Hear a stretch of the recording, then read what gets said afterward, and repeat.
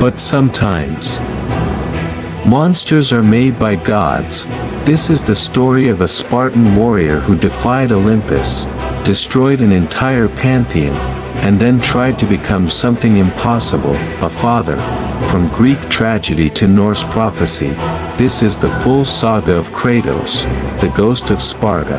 And before we dive into the rise and fall of the gods, subscribe to the channel if you love deep storytelling about mythology, history, and legendary characters. Because stories like this deserve to be told properly. Now let's begin. Before he was a god killer, Kratos was a man, a Spartan general, ruthless, fearless, relentless. Sparta was a society built on war, discipline, and conquest, and Kratos embodied everything that culture demanded.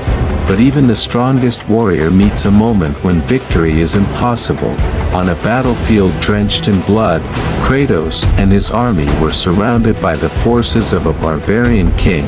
Defeat was certain, death was seconds away, and in that moment of desperation, Kratos cried out to the heavens, Ares, God of war, save me, and my life is yours. And the god answered. Blades of chaos appeared, chained to Kratos' arms.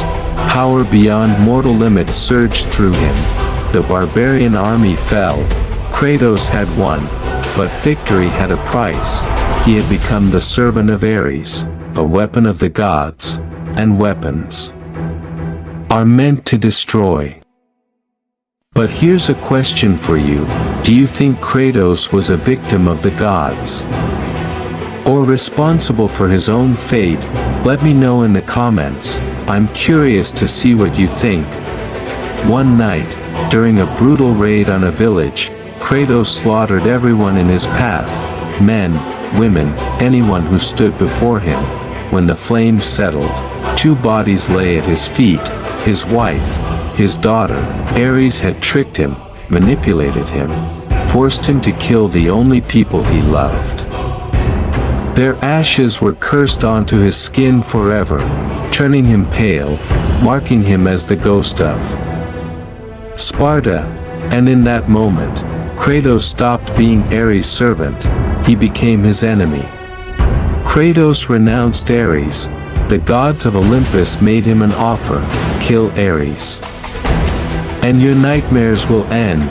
So Kratos set out to do what no mortal had ever done, kill a god.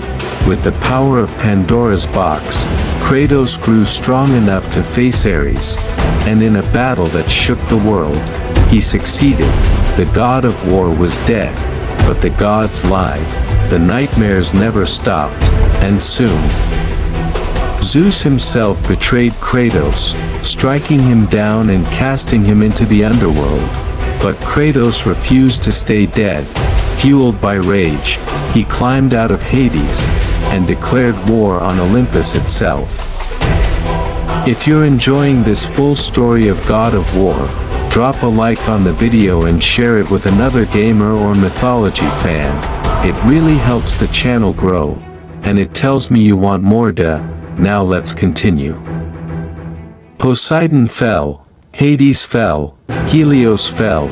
Each god that died brought destruction to the world. Oceans flooded cities. The sun vanished from the sky. The dead escaped the underworld. And finally, Zeus himself, father and son, their battle ended with Olympus in ruins. Greece collapsed into chaos, and Kratos stood alone, a god who had destroyed everything. Kratos fled, across oceans, across continents. Eventually, he reached a distant northern land, the world of the Norse gods. Here, he tried something impossible. He tried to live. He met a woman named Faye.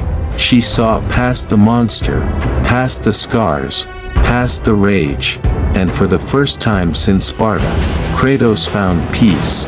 They had a son, Atreus, But peace never lasts long for a man cursed by gods. When Faye dies, her final wish is simple: spread her ashes from the highest peak in the realms. And so begins a journey, not of revenge, but of fatherhood.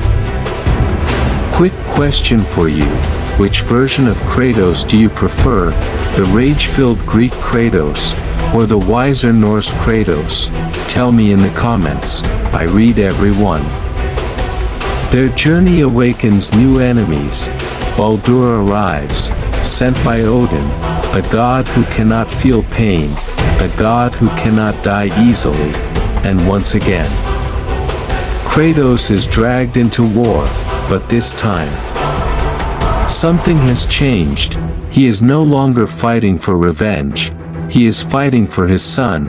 Along their journey, Atreus discovers something shocking. He is not just human, he is part god, and his name in prophecy is Loki. Kratos fears this, because he knows what happens when gods let power control them. He lived that life, and he refuses to let his son repeat it. The final war begins, Ragnarök, the destruction of the Norse world. Thor falls, Odin falls, but Kratos does something no one expected. He shows mercy, he saves civilians, he protects rather than destroys. For the first time in his life, Kratos breaks the cycle of violence.